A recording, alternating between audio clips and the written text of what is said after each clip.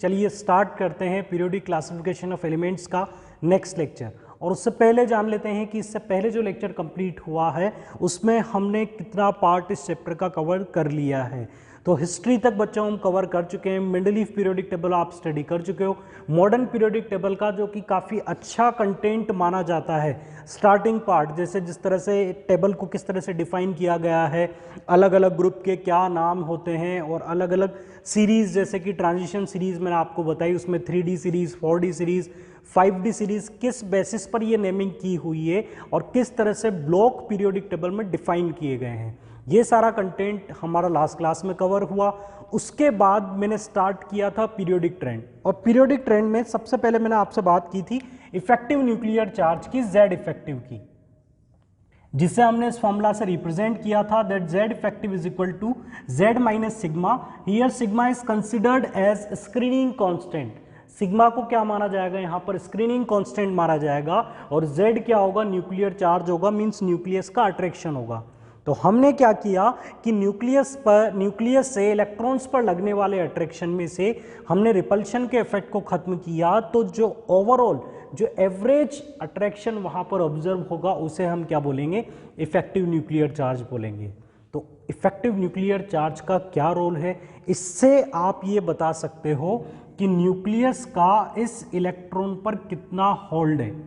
अगर ये बहुत ज़्यादा इसे अट्रैक्ट करेगा तो अपने पास ले आएगा, मीन्स इसकी साइज जो है वो रिड्यूस हो जाएगी। या अगर आप इस इलेक्ट्रॉन को निकालना चाहते हो, अगर इसका इस पर होल्ड ज़्यादा होगा तो इस इलेक्ट्रॉन को निकालना बहुत मुश्किल होगा, मीन्स इसे निकालने के लिए आपको ज़्यादा एनर्जी लगानी पड़ेगी। ठीक है, मैं यहाँ से किसी चीज़ को उठाना चाहता हूँ और किसी दूसरे पर्सन ने उस ऑब्जेक्ट को ज़्यादा ताकत से पकड़ा हुआ है, तो उसे वहाँ से रिमूव करने के लिए मुझे और भी ज़्यादा पावर अप्लाई करनी पड़ेगी। तो इस कॉन्सेप्ट से हम आगे के ट्रेंड्स को रिलेट करेंगे, आप इसे ध्यान रखिएगा। इसके साथ ही साथ मैंने आपको बताया था कोवेलेंट रेडियस के बारे में, मेटेलिक रेडियस के बारे में, वांडरवाल रेडियस के बारे में। तो मैंने बोला कि जब कोवेलेंट रेडियस से कोई एटम बॉन्डेड होता है और उस बेसिस पर आप उसकी रेडियस पता करते हो, तो कोवेलेंट के केस में रेडियस आपको कम मिलती है, मेटेलिक में ज़्यादा मिलती है, और वांडरवाल के केस में आपको कैसी रेडियस मिलती है, मैक्सिमम मिलती है। एक और इंपॉर्टेंट पॉइंट बच्चों, कोई एटम अगर केटायन में कन्वर्ट होता है तो उसकी साइज रिड्यूस हो जाती है, और एनायन में कन्वर्ट होता है तो साइज इंक्रीज हो जाती है। तो इसके भी विद एग्जांपल हम स्टडी कर चुके हैं इस केस को भी। साथ ही साथ आइसो इलेक्ट्रॉनिक का केस भी हमने स्टडी किया कि एक आयंस की सीरीज हो जो कि आइसो इलेक्ट्रॉनिक सीरीज है।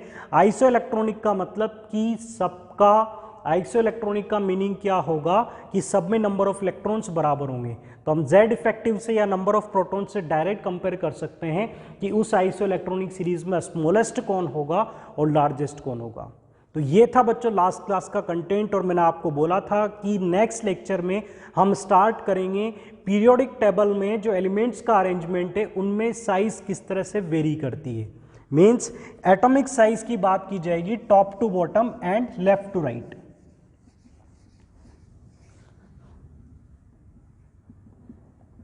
How atomic size will vary from left to right in a period, और पीरियड में लेफ्ट टू राइट आप इसे स्टडी कर रहे हैं। तो इसके लिए हम एक एग्जांपल ले लेते हैं, जैसे कि हम बात करें लिथियम से लेकर नियोन तक। तो lithium, beryllium, boron, carbon, nitrogen, oxygen, fluorine, neon. Clear. Left to right move करने पर साइज किस तरह से वेरी करेगी, साइज इंक्रीज होगी या फिर साइज डिक्रीज होगी, इस कॉन्सेप्ट को हमें यहाँ पर स्टडी करना है। तो बच्चों अब देखिए कि लेफ्ट टू राइट जाने पर सर ने आपको बताया था कि लेफ्ट टू राइट मूव करने पर Z इफेक्टिव जो है ये इंक्रीज होता है। ये मैं आपको प्रीवियस लेक्चर में बता चुका हूं, आज फिर से एक बार बता रहा हूं Z इफेक्टिव क्यों इंक्रीज होता है, क्योंकि लेफ्ट टू राइट मूव करने पर नंबर ऑफ शेल चेंज नहीं होते हैं। लेफ्ट टू राइट मूव करने पर नंबर ऑफ शेल एक पीरियड में हमेशा नंबर ऑफ शेल क्या रहता है, सेम होता है। क्या चीज इंक्रीज होती है, number of proton. Number of protons increase होते हैं, सिग्मा उतना इंक्रीज नहीं होता, तो effective nuclear charge left to right जाने पर इंक्रीज होता है। और आपको पिछली क्लासेस से ये चीज बताई जा रही है कि अगर ये Z इफेक्टिव ज्यादा होगा, ये ज्यादा अट्रैक्शन अगर आउटर मोस्ट शेल के इलेक्ट्रॉन पर होगा तो वो इलेक्ट्रॉन ज्यादा क्लोज आ जाएगा और एटॉमिक साइज डिक्रीज हो जाएगी। तो तो हम बोल सकते हैं कि Z इफेक्टिव अगर इस तरफ इंक्रीज होगा तो साइज यहां पर डिक्रीज होगी, साइज यहां पर डिक्रीज होगी, size left to right move करने पर डिक्रीज होगी, मींस लिथियम की साइज बेरिलियम से बड़ी होगी, बेरिलियम बोरॉन से बड़ा होगा, ये कार्बन से बड़ा होगा, ये नाइट्रोजन से, ये ऑक्सीजन से, ये फ्लोरीन से, बट यहां पर एक्सेप्शन आ जाएगा बच्चों। ठीक है, इस पूरे पीरियड में बात करें तो लेफ्ट टू राइट मूव करने पर स्मॉलेस्ट साइज आपको किसकी मिलेगी, फ्लोरीन की मिलेगी। तो यहां पर ध्यान रखिएगा, यहां पर अगर हम नियोन की रेडियस की बात करें तो इस पूरे पीरियड में नियोन कैसा होगा, लार्जेस्ट होगा। क्यों? क्योंकि इसमें आप कौन सी रेडियस कंसिडर कर रहे हैं, वांडरवाल रेडियस इसमें कंसिडर की जा रही है, इसलिए इसकी साइज जो है वो आपको बड़ी मिलेगी। तो आपको क्या स्टेटमेंट ध्यान रखना है, that in a periodic table if we move from left to right atomic size will decrease because effective nuclear charge will increase, this size will decrease till halogen family. कहां तक ये साइज डिक्रीज होगी, halogen तक decrease होगी। Noble gases में आप इस case को मत लगाइएगा। अगर आपसे पूछा जाए कि सेकेंड पीरियड में स्मॉलेस्ट साइज किसकी होगी तो आपका आंसर होगा फ्लोरीन। सेकेंड पीरियड में स्मॉलेस्ट साइज किसकी होगी, फ्लोरीन की होगी। यहां पर आप अपना आंसर नियोन को कंसिडर ना करें, गलत हो जाएगा। तो इस तरह से आप साइज का वेरिएशन बता सकते हैं लेफ्ट टू राइट। चलिए अब बात करते हैं कि टॉप टू बॉटम मूव करने पर एटॉमिक साइज किस तरह से वेरी करती है। तो नेक्स्ट एटॉमिक साइज की स्टडी करते हैं in a group, means top to bottom. तो एक ग्रुप का एग्जांपल लें, lithium, sodium, hydrogen, lithium, sodium, potassium, rubidium, caesium, francium. इस ग्रुप में अगर टॉप टू बॉटम मूव करें तो एटॉमिक साइज इंक्रीज होगी या डिक्रीज होगी। तो बेटा अब अगर Z इफेक्टिव से यहां अप्रोच करोगे तो मैंने आपको बताया था कि किसी पर्टिकुलर ग्रुप में Z effective means effective nuclear charge तो ऑलमोस्ट कांस्टेंट होता है। तो इफेक्टिव न्यूक्लियर चार्ज का तो यहां पर किसी तरह से इफेक्टिव न्यूक्लियर चार्ज डोमिनेट है ही नहीं। तो इससे आप एटॉमिक साइज को रिलेट ना करके आप ग्रुप के लिए अपना एक्सप्लेनेशन किसे कंसिडर करेंगे, नंबर ऑफ शेल को। Number of shell increasing, number of shell increasing, तो यहां पर साइज विल इंक्रीज। क्यों इंक्रीज होगी, because number of shells are increasing. तो अगर हमें इनका साइज का ऑर्डर बताना हो, हाइड्रोजन से लेकर फ्रांशियम तक एटॉमिक साइज कैसे वेरी करती है, तो आपका आंसर क्या होगा, हाइड्रोजन से बड़ी साइज होगी लिथियम की, लिथियम से बड़ा सोडियम, उससे बड़ा पोटेशियम, रुबिडियम, सीजियम, फ्रांशियम।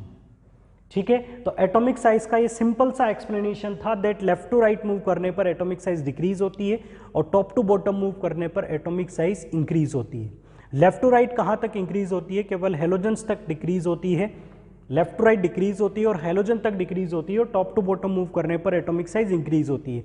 आपको एग्जाम में इनके रीजन पूछे जाएंगे तो आप इनके रीजन क्या देंगे, लेफ्ट टू राइट किसी भी प्रॉपर्टी के वेरिएशन के लिए आप किसे जिम्मेदार ठहराएंगे, हमेशा Z इफेक्टिव को, इफेक्टिव न्यूक्लियर चार्ज को। और अगर आपको किसी ग्रुप में वेरिएशन को बताना है तो वहां आप अपना कंपेरिजन किससे करेंगे, नंबर ऑफ शेल के बेसिस पर। ठीक है, जो चीज वेरी करती है, जो चीज डोमिनेटिंग होती है, उसी से आप अपनी प्रॉपर्टीज को रिलेट करें। यहां पर आप इफेक्टिव न्यूक्लियर चार्ज से साइज को कंपेयर ना करें और यहां पर नंबर ऑफ शेल से आप साइज को कंपेयर ना करें। ऐसा नहीं कि यहां पर नंबर ऑफ शेल हैं तो हम सबकी साइज सेम कंसिडर कर लें। यहां पर शेल सब में इक्वल है, बट Z इफेक्टिव जो है, इफेक्टिव न्यूक्लियर चार्ज, वो सबसे ज्यादा किसमें, फ्लोरीन में। तो फ्लोरीन आपको कैसा मिलेगा, स्मॉलेस्ट मिलेगा। फ्लोरीन की साइज कैसे मिलेगी, आपको छोटी मिलेगी। तो ये था एटॉमिक साइज का एक जनरल ऑर्डर कि लेफ्ट टू राइट मूव करने पर और टॉप टू बॉटम मूव करने पर एटॉमिक साइज कैसे वेरी करती है। बट क्या ये ऑर्डर पूरी पीरियोडिक टेबल में एप्लीकेबल है, नहीं। इस ऑर्डर के बच्चों कई सारे एक्सेप्शन है जिन्हें आप हायर क्लासेस में स्टडी करेंगे। क्लास 11th में जब आप पीरियोडिक टेबल स्टडी करेंगे तो वो सारे एक्सेप्शंस आपको बताए जाएंगे कि कुछ ऐसे भी ग्रुप हैं जिनमें एटॉमिक साइज उस तरह से वेरी नहीं करती है जिस तरह से हम सोचते हैं। तो बेटा उनमें से कुछ एक्सेप्शंस मैं आप लोगों के साथ शेयर कर रहा हूं। जैसे कि हम बात करें बोरोन फैमिली की, बोरोन के जस्ट बाद कौन आता है, एल्यूमिनियम, फिर आता है गैलियम, फिर इंडियम आता है और फिर आता है थेलियम। अब ये एक ग्रुप के एलिमेंट है, तो जैसा कि अभी अभी मैंने आपको बताया, एक ग्रुप में टॉप टू बॉटम मूव करने पर एटॉमिक साइज इंक्रीज होती है। तो according to general trend boron से बड़ा एल्यूमिनियम, गैलियम, इंडियम, थेलियम, सबसे बड़ा कौन होगा? थेलियम होगा। बट एक्चुअल ऑर्डर जब देखा जाता है तो बोरोन से बड़ी साइज एल्यूमिनियम की होती है, बट एल्यूमिनियम और गैलियम की साइज हमें ऑलमोस्ट सेम मिलती है। मीन्स यहां पर एल्यूमिनियम जो है वो या तो लगभग इक्वल मिलता है गैलियम के, या थोड़ा सा बड़ा मिलता है गैलियम से। मीन्स एल्यूमिनियम गैलियम से छोटा नहीं होता है। ये पॉइंट हमें क्या बताता है कि एल्यूमिनियम गैलियम से छोटा नहीं है, जबकि हमारा जनरल ट्रेंड क्या बोलता है? जनरल ट्रेंड ये बोलता है कि बोरोन से बड़ा एल्यूमिनियम, और एल्यूमिनियम किससे? बोरोन से बड़ा एल्यूमिनियम, और एल्यूमिनियम से बड़ा कौन होगा? गैलियम होगा, जबकि ये पॉइंट ट्रू नहीं है। मीन्स ये तो एक्सेप्शन आ गया, जैसा मैंने सोचा था वैसा एल्यूमिनियम और गैलियम में नहीं होता है। आगे देखते हैं तो गैलियम से बड़ा इंडियम है, बट इंडियम और थेलियम भी मुझे क्या मिलते हैं? ऑलमोस्ट सेम मिलते हैं। मीन्स कुछ तो लफड़ा है कि इनकी साइज का वो वेरिएशन नहीं आया जैसा हमने एक्सपेक्ट किया था। तो ये अनएक्सपेक्टेड रिजल्ट या ये एक्सेप्शंस आने के क्या रीजंस होते हैं उससे आप समझिएगा बेटा। गैलियम से जस्ट पहले कौन सी सीरीज आ जाती है? इससे जस्ट पहले आ जाता है जिंक, जिंक से पहले कॉपर आ जाता है। मींस स्कैंडियम से लेकर जिंक तक की ये सीरीज आ जाती है, जिसे हम कौन सी सीरीज बोलते हैं? 3D series. और आपको पता है डी हो या एफ हो, इनके अंदर जब इलेक्ट्रॉन फिल किया जाता है तो वो इनर शेल में फिल किया जाता है। डी के अंदर इलेक्ट्रॉन, देखो ध्यान से समझना इस चीज को, ये इलेक्ट्रॉनिक कॉन्फ़िगरेशन पर बेस्ड है। अगर आपसे मैं बात करूं जिंक की, तो जिंक में जो लास्ट इलेक्ट्रॉन आपने फिल किया था वो किस में फिल किया था? 3D में। बट ये 3D किससे पहले आता है? 4s से पहले आता है। मींस स्कैंडियम से लेकर जिंक तक जो भी आपने इलेक्ट्रॉन्स ऐड किए हैं वो इलेक्ट्रॉन सेकंड लास्ट शेल में, डी सब शेल में, डी ऑर्बिटल में आपने फिल किए। और डी ऑर्बिटल में जो इलेक्ट्रॉन आता है उसके रिपल्शन पर डिपेंड करता है कि गैलियम की साइज बढ़ेगी या नहीं बढ़ेगी। मींस इस पूरी सीरीज में जो इलेक्ट्रॉन्स आए हैं उन इलेक्ट्रॉन्स ने आउटर मोस्ट शेल को उतना रिपल्शन नहीं दिया। मींस सिंपल सा मैं बोलूं तो स्कैंडियम से लेकर जिंक तक के जो एलिमेंट हैं इन्होंने जेड इफेक्टिव को, इफेक्टिव न्यूक्लियर चार्ज को काफी ज्यादा बढ़ाया, ना कि सिग्मा को इतना बढ़ाया। ठीक है भाई, जेड इफेक्टिव जो है ये दो चीजों पर डिपेंड करता है, इफेक्टिव न्यूक्लियर चार्ज, जेड पर और सिग्मा पर। और इस पर कौन डिपेंड करता है? साइज। क्लियर है? साइज किस पर डिपेंड करती है? इस पर। और ये इन दोनों चीजों पर डिपेंड करता है। अब मैंने बोला स्कैंडियम से लेकर जिंक तक अगर हम बात करें तो ये जो 10 एलिमेंट्स थे इनमें जेड तो काफी अच्छे से राइज हुआ, बट सिग्मा उतना ज्यादा इफेक्टिव नहीं रहा। तो इससे क्या होगा कि इन एलिमेंट्स के गैलियम के पहले आने की वजह से, गैलियम से पहले ये 10 एलिमेंट या ये 10 इलेक्ट्रॉन्स एंटर होने की वजह से, ये 10 इलेक्ट्रॉन्स की फिलिंग की वजह से गैलियम के अंदर जेड इतना ज़्यादा बढ़ जाता है कि इसकी साइज जो है वो कॉन्ट्रैक्ट हो जाती है। ठीक है, इसकी साइज में कॉन्ट्रैक्ट होने का रीज़न क्या है? 3D इलेक्ट्रॉन्स, ये 3D सीरीज जो कि स्कैंडियम से स्टार्ट होती है।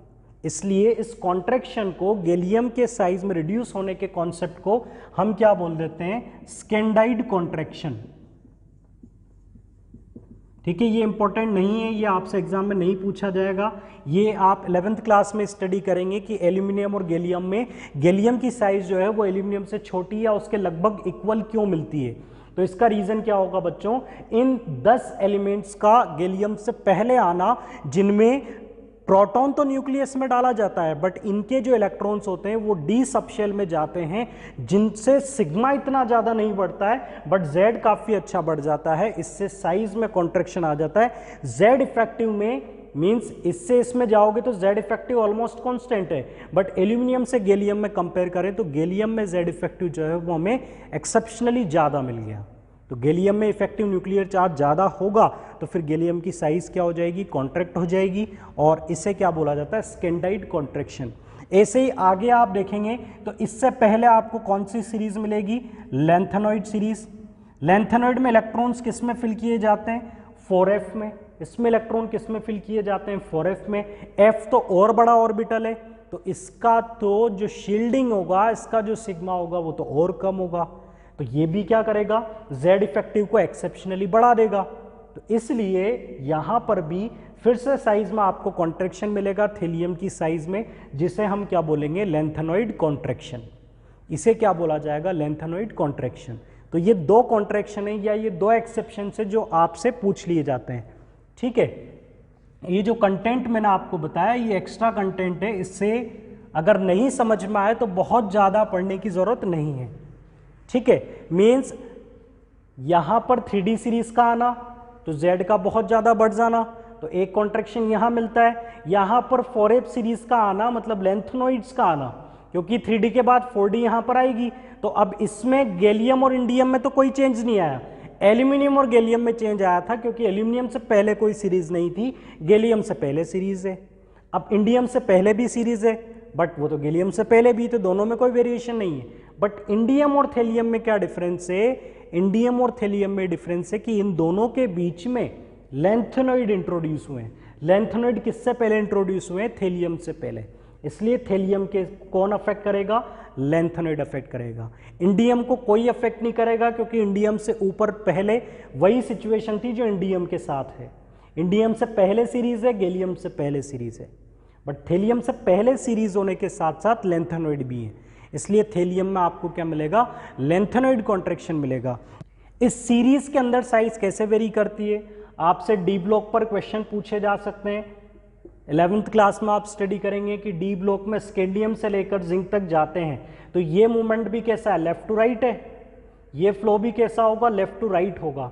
तो क्या यहाँ भी साइज डिक्रीज होती है, नहीं, स्कैंडियम से लेकर जिंक तक जाने पर साइज डिक्रीज नहीं होती है, जबकि हमारा जनरल ट्रेंड क्या बोलता है, स्कैंडियम से लेकर जिंक पर मूव करने पर, लेफ्ट टू राइट जाने पर एटॉमिक साइज डिक्रीज होती है। तो इसका भी जब बच्चों आप रीजन देखेंगे तो आपको क्या पता चलेगा, स्कैंडियम से लेकर क्रोमियम तक जाते हैं तो साइज डिक्रीज होती है, उसके बाद आयरन कोबाल्ट तक साइज ऑलमोस्ट कांस्टेंट मिलती है, और फिर साइज इंक्रीज होना स्टार्ट हो जाती है। ठीक है, आप स्कैंडियम, फिर titanium, vanadium, chromium, manganese, iron, cobalt, निकल, कॉपर, जिंक, ये पूरी सीरीज है। लेफ्ट टू राइट मूव करने पर हमारा एक्सपेक्टेड रिजल्ट क्या था कि साइज डिक्रीज होगी, जबकि एक्चुअल रिजल्ट क्या होता है कि साइज डिक्रीज हुई, फिर ऑलमोस्ट कांस्टेंट हो गई, और फिर साइज इंक्रीज होना स्टार्ट हो गई। मींस ये तो ऐसा वेरिएशन आ गया कि साइज पहले कम होती है और फिर बढ़ती है। कैसा वेरिएशन आ रहा है, साइज कम हुई, ऑलमोस्ट सेम हुई, और फिर बढ़ना स्टार्ट हो गई। तो इसका रीजन क्या होगा बच्चों, इलेक्ट्रॉन्स आप कहां पर डाल रहे हैं, इनर शेल में, डी में। तो शुरुआत में तो सिग्मा ज़्यादा डोमिनेटिंग नहीं था, ज़्यादा डोमिनेटिंग कौन था, जेड। देखो इस चीज़ को मैं अभी फिर से क्लियर कर रहा हूँ, जेड इफेक्टिव पर साइज डिपेंड करती है, और ये डिपेंड करता है जेड पर और सिग्मा पर, शील्डिंग, स्क्रीनिंग पर और न्यूक्लियर चार्ज पर। तो स्कैंडियम से लेकर क्रोमियम तक की बात करें तो जेड ज़्यादा डोमिनेटिंग था, स्क्रीनिंग थे, इसलिए साइज क्या हो रही थी, कम। बट अब डी में इतने सफिशिएंट इलेक्ट्रॉन आ चुके हैं कि वहां पर Z जो है मींस सिग्मा डोमिनेट होना स्टार्ट हो जाता है, और ये थोड़ी देर तक लगभग इक्वल होता है, इसलिए आपको साइज में वेरिएशन नहीं मिलता। बट इसके बाद ज़्यादा डोमिनेटिंग कौन हो जाता है, सिग्मा ज़्यादा डोमिनेटिंग हो जाता है, इसलिए रिपल्शन बढ़ जाता है, और जिंक तक जाते जाते साइज फिर से इंक्रीज होना स्टार्ट हो जाती है। तो ये था लेफ्ट टू राइट वेरिएशन। ऐसा ही वेरिएशन आपसे पूछा जा सकता है 3D सीरीज, 4D सीरीज और 5D सीरीज के बीच में, कि 3D से 4D की साइज में क्या वेरिएशन होगा, 4D से 5D सीरीज में क्या वेरिएशन होगा। तो इसका भी आंसर बच्चों आपको सोच समझ कर देना होगा। मैंने काफ़ी कुछ कंटेंट आपको बता दिया, अब आप अप्रोच कर सकते हो। आप अप्रोच कर सकते हो कि 3D और 4D की पोजीशन में क्या डिफरेंस है। 3D सीरीज पहले आती है, 4D से नीचे आती है, मतलब साइज बढ़ेगी, और 4D से नीचे कौन आता है, 5D, तो साइज बढ़ेगी। ऐसा नहीं होता है, टॉप टू बॉटम मूव करने पर साइज बढ़ती है, बट यहाँ पर ऐसा नहीं होता है। क्यों नहीं होता है वो समझिए। 3D से 4D में साइज बढ़ती है, बट 4D से 5D में साइज आपको कैसी मिलती है, ऑलमोस्ट सेम मिलती है, except starting element, except scandium से बड़ा इट्रियम होता है और इट्रियम से बड़ा लेंथेनम होता है, इनमें एक्सेप्शन नहीं है।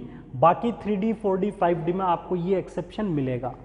इसका रीज़न सोच सकते हो आप लोग, इसका रीज़न आप लोग सोच सकते हो कि सर 3D से 4D में ना तो कोई नए एलिमेंट, नई सीरीज यहाँ पर इंट्रोड्यूस नहीं हुई, तो जैसा आप सोच रहे हो वैसा ही होगा। बट 4D से 5D के बीच में कौन इंट्रोड्यूस हो जा रहे हैं, लैंथेनॉइड इंट्रोड्यूस हो जा रहे हैं। इसलिए लैंथेनॉइड्स के बाद के जो एलिमेंट होंगे 5D सीरीज के, उनके अंदर Z इफेक्टिव बहुत ज्यादा होगा, तो उनकी साइज छोटी होकर लगभग किसके इक्वल हो जाएगी, 4D के इक्वल हो जाएगी। तो आपको एक कॉमन सा एग्जांपल ये देखने को मिलता है कई जगह पर कि टाइटेनियम से बड़ा जिरकोनियम होता है और ये हैफनियम के ऑलमोस्ट इक्वल होता है। तो इसका रीजन क्या होगा कि इससे इसमें जाओगे तो शेल बढ़ेंगे, इसलिए साइज बढ़ेगी, इससे इसमें जाओगे तो शेल भी बढ़ेंगे, बट बीच में क्या इंट्रोड्यूस हो चुका है, लैंथेनॉइड, और लैंथेनॉइड की वजह से Z इफेक्टिव बहुत ज़्यादा बढ़ चुका है, इसलिए जो बाकी एलिमेंट मीन्स हैफनियम है उसकी साइज बहुत ज़्यादा छोटी हो जाएगी, और इतनी छोटी हो जाएगी कि वो किसके इक्वल आ जाए, जिरकोनियम के ऑलमोस्ट इक्वल आ जाती है। तो ये था एटॉमिक साइज का वेरिएशन किसी पर्टिकुलर ग्रुप में और किसी पर्टिकुलर पीरियड में, और एक्सेप्शंस भी मैं ऑलमोस्ट आप लोगों के साथ सारे शेयर कर चुका हूं। एक स्कैंडाइड कॉन्ट्रैक्शन है, एक लैंथेनॉइड कॉन्ट्रैक्शन है, इन दोनों की वजह से ही एटॉमिक साइज में काफ़ी ज़्यादा वेरिएशन आते हैं। ठीक है, तो इससे आप इस तरह से भी याद रख सकते हैं कि जहां पर भी नई सीरीज इंट्रोड्यूस होती है, जैसे कि एल्यूमिनियम के बाद और गैलियम से पहले एक नई सीरीज इंट्रोड्यूस हुई थी 3D सीरीज, इसलिए गैलियम के अंदर आपको अनएक्सपेक्टेड रिजल्ट मिले। अब गैलियम से चलते हैं इंडियम पर, तो गैलियम और इंडियम के बीच में जो सीरीज आपको मिली है वो सीरीज उस टाइप की सीरीज एक बार पहले इंट्रोड्यूस हो चुकी है गैलियम से पहले, इसलिए गैलियम और इंडियम में आपको कोई अनएक्सपेक्टेड रिजल्ट नहीं मिलेगा। ठीक है, अब आप इंडियम से थेलियम पर जाओगे तो आपको यहां पर एक नई सीरीज मिलेगी, लैंथेनॉइड सीरीज। लैंथेनॉइड सीरीज का कहां पर इंट्रोड्यूस होगी, इंडियम और थेलियम के बीच में, इसलिए थेलियम में आपको जो रिजल्ट मिलेगा, जो साइज में रिजल्ट मिलेगा वो बहुत ज्यादा कॉन्ट्रैक्शन मिलेगा।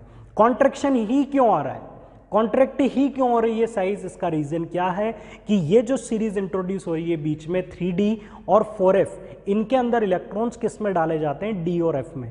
D और F में आने वाले इलेक्ट्रॉन सिग्मा को इतना ज़्यादा डोमिनेट नहीं कर पाते हैं, इनकी शील्डिंग इतनी ज़्यादा अच्छे से नहीं होती जितनी S और P की होती है, तो इनकी शील्डिंग कम होती है, तो इनमें इलेक्ट्रॉन्स आने की वजह से शील्डिंग कम रहती है, Z तो अपने अकॉर्डिंग बढ़ता है, तो ओवरऑल Z इफेक्टिव जो है, इफेक्टिव न्यूक्लियर चार्ज जो है, जो एवरेज अट्रैक्शन है वो काफ़ी ज़्यादा डोमिनेटिंग हो जाता है।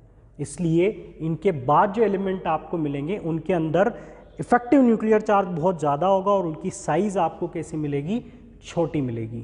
क्लियर, उनकी साइज में आपको कॉन्ट्रैक्शन मिलेगा। अब बात करें 10th बोर्ड और एनसीईआरटी लेवल पर, आपको बड़ा सिंपल वे में अटेम्प्ट करना है। Left to right size decrease होगी टिल हेलोजन फैमिली, और top to bottom atomic size increase होगी। ठीक है,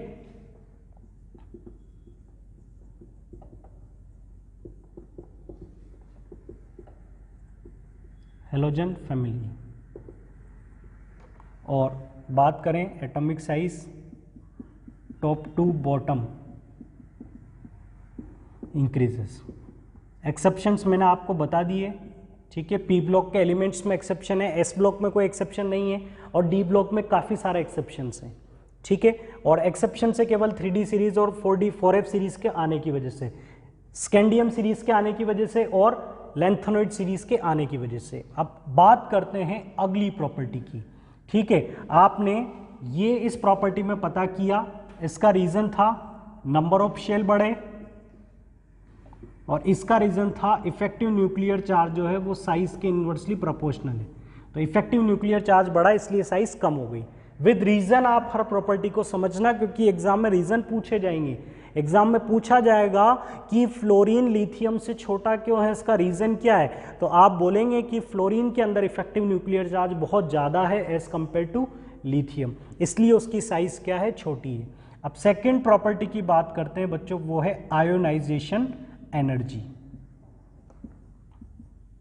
तो जैसा कि इस टर्म का नाम है, ये आपको क्या इंडिकेट करता है, आयोनाइजेशन एनर्जी का मतलब है कि आयोनाइज करने के लिए जो एनर्जी रिक्वायर्ड है, आयोनाइज करने के लिए जो एनर्जी रिक्वायर्ड है उसे हम क्या बोलेंगे, आयोनाइजेशन एनर्जी। अब एनर्जी है तो इसे किस तरह से डिफाइन करते हैं, सबसे पहले इसके डेफिनेशन को समझिएगा। It is an amount of energy required to remove an electron from isolated gaseous atom. देखो इसकी जो डेफिनेशन है, कंप्लीट डेफिनेशन को स्टडी कीजिएगा बच्चों। ये एक एनर्जी का अमाउंट है। आयोनाइजेशन एनर्जी एक पर्टिकुलर एनर्जी है जिसकी यूनिट इलेक्ट्रॉन वोल्ट पर एटम हो सकती है, जूल्स में हो सकती है।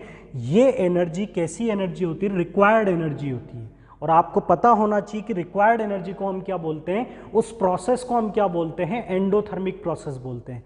मतलब ये डेफिनेशन आपको क्लियर करती है कि आयोनाइजेशन के लिए आपको इलेक्ट्रॉन को रिमूव करना है, इलेक्ट्रॉन को निकालना है। और इलेक्ट्रॉन को आपको किससे निकालना है? एक आइसोलेटेड गैसियस एटम से। और उसके लिए जो एनर्जी आप दोगे उसे आप क्या बोलोगे? Ionisation energy. अब ये क्लियर हो जाता है कि आयोनाइजेशन एनर्जी हमेशा देनी पड़ती है, ये एक रिक्वायर्ड अमाउंट है। तो इस एनर्जी के केस को आप क्या बोलेंगे? एंडोथर्मिक प्रोसेस बोलेंगे। आयोनाइजेशन को आप क्या बोलेंगे?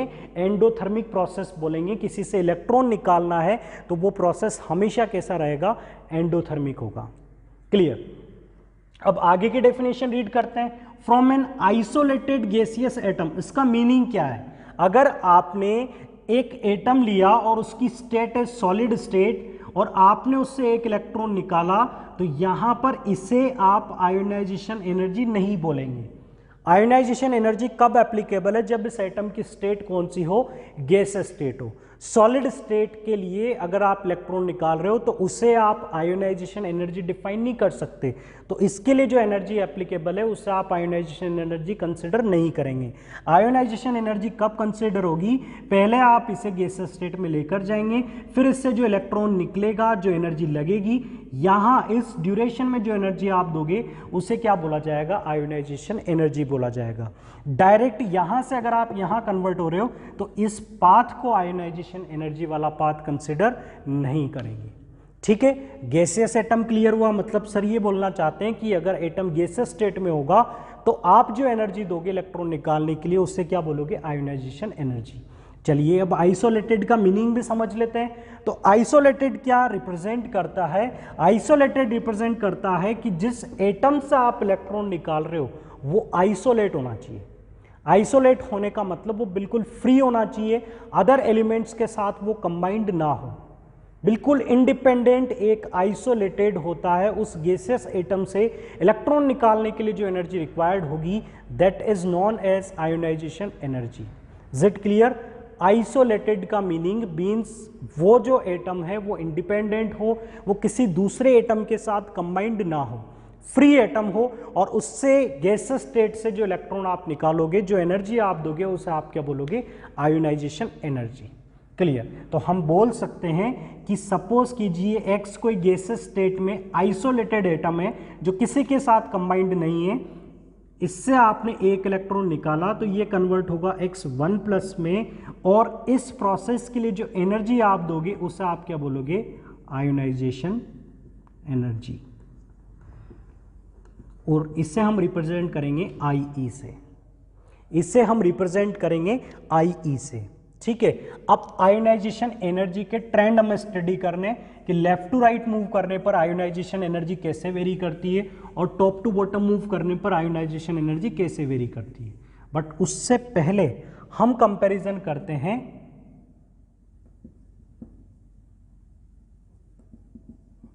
आयोनाइजेशन एनर्जी कि अगर एक ही एटम से कंटिन्यूअसली आप बार बार इलेक्ट्रॉन निकालते जाएं तो कंटिन्यूअसली जो आयोनाइजेशन एनर्जीज आपको मिलेंगी उनका ऑर्डर क्या होगा? कंटिन्यूअसली अगर आप इलेक्ट्रॉन निकालते हैं तो कंटिन्यूअसली वहां पर आयोनाइजेशन एनर्जी किस तरह से वेरी करती है। चलिए बात करते हैं। हमने कंपेयर किया, एक्स कोई एटम हमने लिया, एक्स से आपने एक इलेक्ट्रॉन निकाला, ये कन्वर्ट होता है 1 प्लस में। 1 प्लस से फर्दर आपने इलेक्ट्रॉन निकाला, ये 2 प्लस में कन्वर्ट हुआ। फर्दर आपने इलेक्ट्रॉन निकाला, ये 3 प्लस में कन्वर्ट हुआ। 3 स्टेप में आप 3 इलेक्ट्रॉन यहां से निकाल चुके हो। यहां पर भी एक इलेक्ट्रॉन निकाल रहे हो, यहां भी एक इलेक्ट्रॉन निकाल रहे हो, यहां भी एक इलेक्ट्रॉन निकाल रहे हो। ऐसा पॉसिबल नहीं है कि आप एक एटम से डायरेक्ट 3 इलेक्ट्रॉन निकाल लो। स्टेप बाय स्टेप हम इस केस को स्टडी कर रहे हैं। तो फर्स्ट इलेक्ट्रॉन निकाला आपने एक्स से, तो इसे बोला जाएगा इसकी फर्स्ट आयोनाइजेशन एनर्जी, जिसे मैं IE से रिप्रेजेंट करूंगा, और इसकी यूनिट क्या होगी ये भी बच्चों आप समझ, पर एटम। क्लियर? तो आपने X से जो इलेक्ट्रॉन निकाला, पहली बार आप इलेक्ट्रॉन निकाल रहे हैं, तो इसे आप क्या बोलेंगे, फर्स्ट आयोनाइजेशन एनर्जी। अब मैं इससे सेकंड इलेक्ट्रॉन निकाल रहा हूं, तो इसे क्या बोलूंगा, सेकंड आयोनाइजेशन एनर्जी। इस टर्म का मीनिंग समझना, आपसे बोला जाए second ionisation energy of calcium, second ionisation energy of calcium, इसका मीनिंग क्या होगा कि हम Ca+ से इलेक्ट्रॉन निकाल रहे हैं। ठीक है, एग्जांपल मैं यहां पर लिख देता हूं, सेकंड IE ऑफ कैल्शियम, इसका मीनिंग क्या होगा, removal of electron take place from Ca+। Second IE का मतलब है कि आप कैल्शियम आयन से इलेक्ट्रॉन निकाल रहे हैं, मींस कैल्शियम का दूसरा इलेक्ट्रॉन बाहर निकल रहा है, तो उसे आप क्या बोलेंगे, सेकेंड आयोनाइजेशन एनर्जी। तो अब आप बता सकते हैं इसे मैं कौन सी आयोनाइजेशन एनर्जी बोलूं, थर्ड आयोनाइजेशन एनर्जी। तो ये हो गई subsequent ionisation energy. Ionisation energy का सीक्वेंस किसी पर्टिकुलर एक एटम के लिए, किसी पर्टिकुलर एक एटम के लिए। अब मैंने ये सीक्वेंस आपको इसलिए बताया ताकि आप कंपैरिजन कर सको कि ये आयोनाइजेशन एनर्जी यहाँ पर ज़्यादा किसकी होगी और कम किसकी होगी। तो इसे समझने के लिए हम फिर से बहुत ही सिंपल भाषा में हम इसे समझने की कोशिश करेंगे। तो सबसे पहले हम बात करते हैं, यहाँ पर ये दो एटम है, इसमें भी इलेक्ट्रॉन पर अट्रैक्शन है, इसमें भी Z इफेक्टिव वर्क कर रहा है, तो इसे बोल दिया Z इफेक्टिव डैश। यहाँ पर इलेक्ट्रॉन है, यहाँ पर भी न्यूक्लियस है, यहाँ पर भी Z इफेक्टिव वर्क कर रहा है, इसे हम रिप्रेजेंट कर देते हैं Z इफेक्टिव डबल डैश। ठीक है बच्चों, यहाँ पर जो मुझे इफेक्टिव न्यूक्लियर चार्ज है वो इस केस में ज़्यादा मिलता है, इस केस के कंपैरिजन में इफेक्टिव न्यूक्लियर चार्ज उस केस में ज़्यादा मिलता है। अब आप लोग मुझे बताइए कि मुझे दोनों ही केसेस में इलेक्ट्रॉन को निकालना है, दोनों ही केसेस में इलेक्ट्रॉन को रिमूव करना है, मतलब मैं दोनों ही केसेस में आयोनाइजेशन अप्लाई कर रहा हूँ। बट आप मुझे बताइए कि किस प्रोसेस में इलेक्ट्रॉन को निकालना ज़्यादा मुश्किल होगा, क्योंकि इलेक्ट्रॉन को निकालने के लिए आपको किससे फेस करना है, इफेक्टिव न्यूक्लियर चार्ज को। इलेक्ट्रॉन को निकालने के लिए आपको किससे लड़ाई लड़नी है, इफेक्टिव न्यूक्लियर चार्ज से, और वो ज़्यादा कहाँ पर है, यहाँ पर। तो दोनों केसेस में इलेक्ट्रॉन्स का रिमूवल किस केस में मुश्किल होगा, ये आप बहुत आसानी से बता सकते हैं कि सर इस केस में इलेक्ट्रॉन को निकालना बहुत मुश्किल है और इस केस में इलेक्ट्रॉन को निकालना आसान है। तो आप Z इफेक्टिव से, आप इफेक्टिव न्यूक्लियर चार्ज से आयोनाइजेशन एनर्जी के ऑर्डर को बता सकते हैं। मीन्स यहाँ से एक कंक्लूजन निकलता है कि इस केस की जो आयोनाइजेशन एनर्जी होगी means IE double dash dash से ज़्यादा होगी। मीन्स आप बोल सकते हैं that ionisation energy is directly proportional to effective nuclear charge. इसीलिए मैंने आपको बोला था कि आप इफेक्टिव न्यूक्लियर चार्ज को अच्छे से स्टडी करें ताकि आप आगे के ट्रेंड्स को, आगे की प्रॉपर्टीज़ को समझ सकें। तो ionisation energy effective nuclear charge के डायरेक्टली प्रोपोर्शनल है, और ये रटना नहीं है आपको, आप खुद बता सकते हैं कि effective nuclear charge means electron पर पकड़, और ये पकड़ अगर ज़्यादा होगी तो इलेक्ट्रॉन को निकालना मुश्किल होगा, मीन्स हमें ज़्यादा अमाउंट देना पड़ेगा एनर्जी का।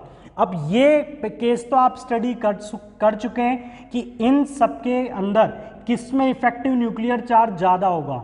जैसे जैसे कोई एटम केटायन में कन्वर्ट हो जाता है, लास्ट लेक्चर में स्टडी करना, जैसे जैसे कोई एटम केटायन में कन्वर्ट होता है तो उसका इफेक्टिव न्यूक्लियर चार्ज बढ़ता जाता है।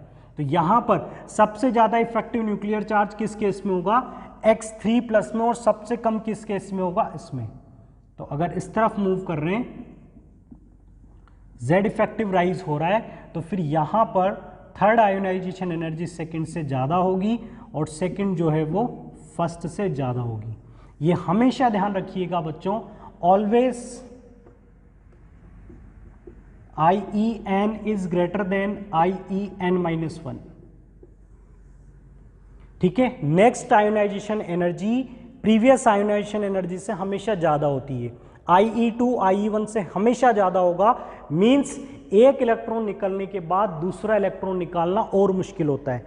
एक इलेक्ट्रॉन निकलने के बाद दूसरा इलेक्ट्रॉन निकालना और मुश्किल होता है, मीन्स जो फर्दर आयोनाइजेशन एनर्जीज हैं उनके अमाउंट हमेशा बढ़ेंगे। ये था एक अच्छा कॉन्सेप्ट। अब कई बार क्वेश्चंस भी पूछे जाते हैं इन केसेस पर। मान लो कोई एटम है ए, आपने कोई एटम कंसिडर किया, एग्जाम में क्वेश्चन ऐसा आता है कि इसकी IE1 की वैल्यू आपको गिवन होती है, इसकी IE2 की वैल्यू आपको गिवन होती है बेटा, और इसकी IE3 की वैल्यू आपको गिवन होती है।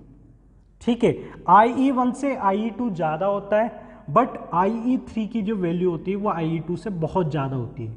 और आपसे पूछा जाता है कि इस एटम की वैलेंसी कितनी होगी, या आपसे पूछा जा सकता है कि इसके पास कितने वैलेंस इलेक्ट्रॉन्स होंगे। अब आपको तीनों की वैल्यूज दी हुई है और वैल्यूज को आपने कंपेयर किया तो आपको पता चला कि सेकेंड आयोनाइजेशन एनर्जी फर्स्ट से ज़्यादा है और थर्ड बहुत ही ज़्यादा है। थर्ड आयोनाइजेशन एनर्जी वहाँ पर बहुत ही ज़्यादा है। तो क्या इससे आप कंपेयर कर सकते हो, इससे बता सकते हो कि उसमें कितने वैलेंस इलेक्ट्रॉन होंगे या उसकी वैलेंसी कितनी होगी? बिल्कुल, आप बहुत आसानी से बता सकते हो। देखो, थर्ड आयोनाइजेशन एनर्जी बहुत ज़्यादा है, इसका मतलब क्या होगा कि दो इलेक्ट्रॉन निकलने के बाद कॉन्फ़िगरेशन कैसा हो गया होगा? बहुत स्टेबल हो गया होगा। इसलिए थर्ड आयोनाइजेशन एनर्जी में बहुत ज़्यादा जंप आ गया। जंप तो आएगा, ये तो हम जानते हैं, ये तो हम स्टडी कर चुके हैं कि आयोनाइजेशन एनर्जी बढ़ेगी, बट इतनी ज़्यादा बढ़ेगी ये हमने नहीं सोचा था। तो इतनी ज़्यादा कब बढ़ेगी, इतना बड़ा जंप कब आएगा? जब आप स्टेबल कॉन्फ़िगरेशन को छेड़ रहे होंगे। इसका मतलब क्लियर है कि इस एटम से दो इलेक्ट्रॉन निकालने के बाद ये किस कॉन्फ़िगरेशन को अचीव कर लेता है? नोबल गैस कॉन्फ़िगरेशन को। मींस इसकी वैलेंसी या वैलेंस इलेक्ट्रॉन कितने होंगे? इसमें दो, जिन्हें आप आसानी से निकाल पा रहे हो। लेकिन जब आप तीसरे इलेक्ट्रॉन को निकालते हो, थर्ड आयोनाइजेशन एनर्जी डालते हो, तो वो बहुत ज़्यादा रिक्वायर्ड होती है। चलिए, इसको मैं एक एग्जाम्पल से भी आपको बताता हूं। Mg, जिसका कॉन्फ़िगरेशन होता है 282, आपने एक इलेक्ट्रॉन निकाला, ये कन्वर्ट हुआ Mg प्लस में, कॉन्फ़िगरेशन क्या हो गया? 281। कुछ ना कुछ आयोनाइजेशन एनर्जी आपने दी जिसे आप क्या बोल रहे हैं? IE1। फर्दर आप यहां से एक इलेक्ट्रॉन निकालेंगे तो ये कन्वर्ट हो जाएगा Mg2 प्लस में, कॉन्फ़िगरेशन हो जाएगा 28, जो कि किसका कॉन्फ़िगरेशन है? नियोन का कॉन्फ़िगरेशन है। और यहां पर जो आयोनाइजेशन एनर्जी आपने दी वो IE2 है। IE2 I1 से ज़्यादा होगी, इसमें कोई डाउट नहीं है। लेकिन अब अगर आप इसे Mg3 प्लस बनाना चाहते हैं तो इसका कॉन्फ़िगरेशन क्या हो जाएगा? 27 हो जाएगा। मींस अब आप नोबल गैस कॉन्फ़िगरेशन को डिस्टर्ब कर रहे हैं, तो इस बीच में जो आप आयोनाइजेशन एनर्जी दोगे IE3, ये बहुत बहुत बहुत ज़्यादा होगी। IE2 के कंपैरिजन में IE3 बहुत ज़्यादा मिलेगी। तो इससे आप इस एलिमेंट की वैलेंसी डिटरमाइन कर सकते हो। अगर आपको एलिमेंट का सिंबल नहीं दिया जाए, आपसे बोला जाए एक एटम A है, उसकी आयोनाइजेशन एनर्जीज आपको दे दी जाए, तो आप उसमें वैलेंस इलेक्ट्रॉन बता सकते हैं। क्लियर? तो इस टाइप के क्वेश्चंस पूछे जा चुके हैं NTSC में और बोर्ड एग्जाम में भी। अब बात करते हैं पीरियोडिक टेबल में आयोनाइजेशन एनर्जी किस तरह से वेरी करती है। यहां से हमने ये पता कर लिया कि Z इफेक्टिव इंक्रीज होने पर आयोनाइजेशन एनर्जी इंक्रीज होती है।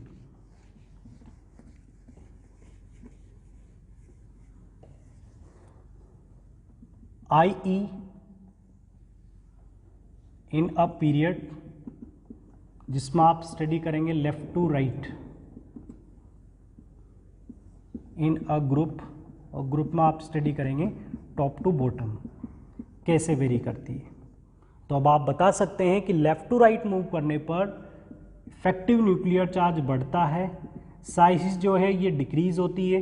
तो आयोनाइजेशन एनर्जी जो कि इफेक्टिव न्यूक्लियर चार्ज के डायरेक्टली प्रोपोर्शनल है, means left to right move करने पर न्यूक्लियस का इलेक्ट्रॉन्स पर होल्ड बढ़ रहा है, तो उन इलेक्ट्रॉन को निकालना मुश्किल होता जाएगा, मतलब आयोनाइजेशन एनर्जी बढ़ती जाएगी। बट आयोनाइजेशन एनर्जी मैक्सिमम किसकी मिलेगी आपको? नोबल गैसेस की।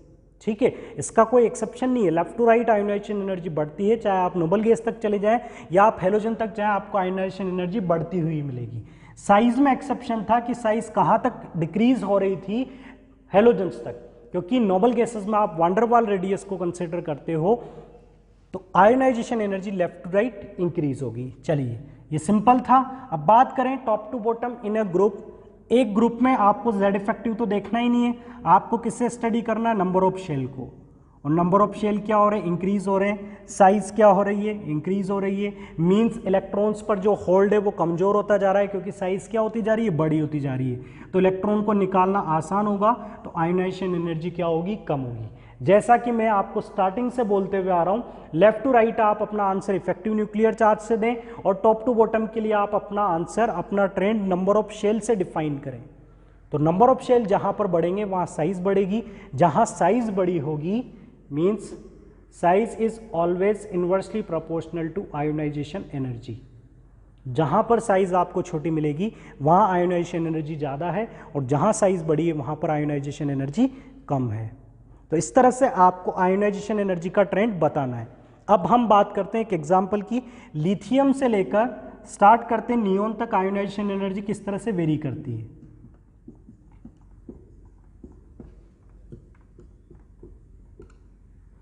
तो लिथियम से लेकर नियोन तक जाते हो, जैसा कि मैंने अभी अभी आपको बताया, लेफ्ट टू राइट मूव करने पर आयोनाइजेशन एनर्जी इंक्रीज होती है। लेफ्ट टू राइट मूव करने पर आयोनाइजेशन एनर्जी इंक्रीज होती है। बट बच्चों ये जो ट्रेंड मैंने आपको लिखा है ये ट्रेंड पूरी तरह से सही नहीं है, ये ट्रेंड पूरी तरह से सही नहीं है। यहाँ पर ये जो मैंने ऑर्डर लिखा है ये ऑर्डर गलत है और यहाँ पर नाइट्रोजन और ऑक्सीजन का जो ऑर्डर है ये भी गलत है। तो करेक्ट ऑर्डर क्या होगा, ये ऑर्डर इनकरेक्ट था। करेक्ट ऑर्डर होगा लिथियम से लेकर बेरिलियम पर आयोनाइजेशन एनर्जी बढ़ती है, बट बोरॉन की बेरिलियम से कम होगी, फिर बेरिलियम होगा, फिर कार्बन, कार्बन से बड़ा होगा ऑक्सीजन, फिर नाइट्रोजन, फिर फ्लोरीन और फिर नियोन। तो यहाँ पर आपने रिवर्स कर दिया, यहाँ भी आपने रिवर्स कर दिया और ये हो जाएगा करेक्ट ट्रेंड। अब देखते हैं कि ये करेक्ट क्यों है, या आयोनाइजेशन एनर्जी में ये जो एक्सेप्शन मिले हैं इनके रीज़न क्या हैं। आयोनाइजेशन एनर्जी में एक्सेप्शन के रीज़न हैं इनके कॉन्फ़िगरेशन।